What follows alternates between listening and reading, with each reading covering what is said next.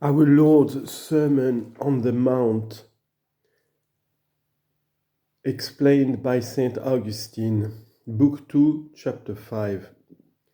Let the new people, therefore, who are called to an eternal inheritance,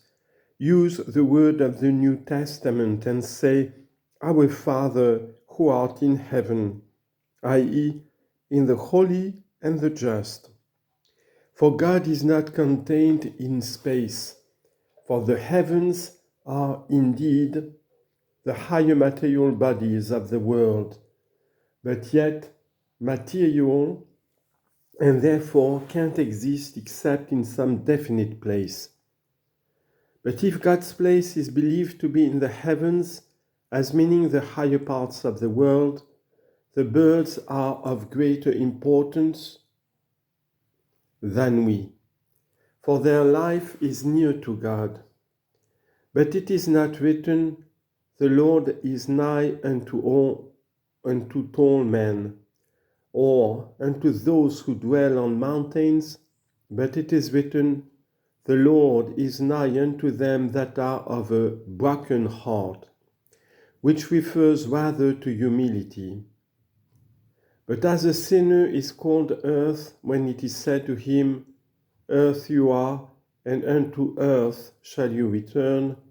so on the other hand, a righteous man may be called heaven. For it is said to the righteous, For the temple of God is holy, which temple you are.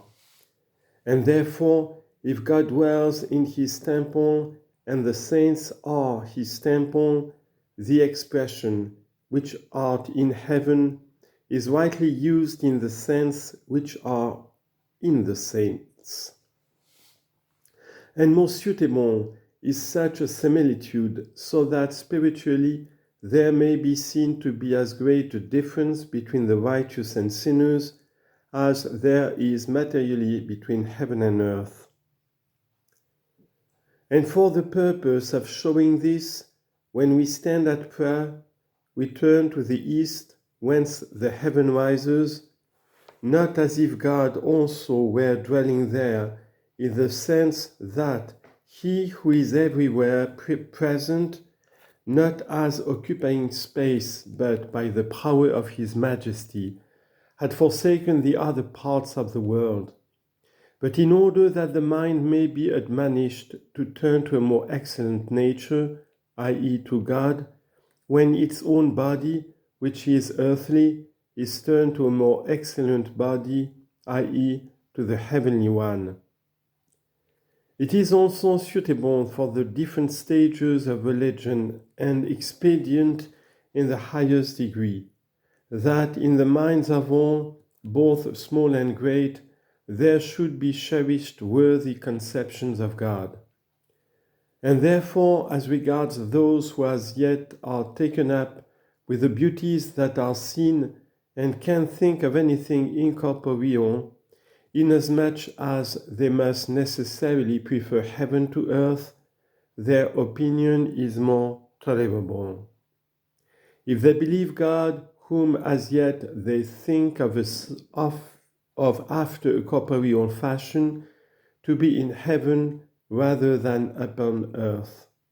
so that when at any future time they have learned that the dignity of the soul exceeds even a celestial body,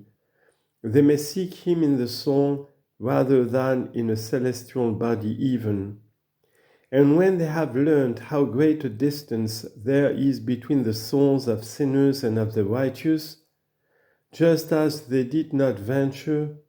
when as yet they were wise only after a carnal fashion, to place him on earth but in heaven, so afterwards with better faith or intelligence they may seek him again in the souls of the righteous rather than in those of sinners.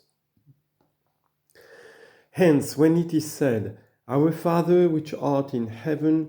it is rightly understood to mean in the hearts of the righteous, as it were in his holy temple, and at the same time in such a way that he who prays wishes him whom he invokes to dwell in himself also, and when he strives after this, practices righteousness, the kind of service by which God is attracted to dwell in the soul. Let us see now what things are to be prayed for it has been stated who it is that is prayed to and where he dwells. First of all, then, of those things which are prayed for, comes this petition, hallowed be thy name.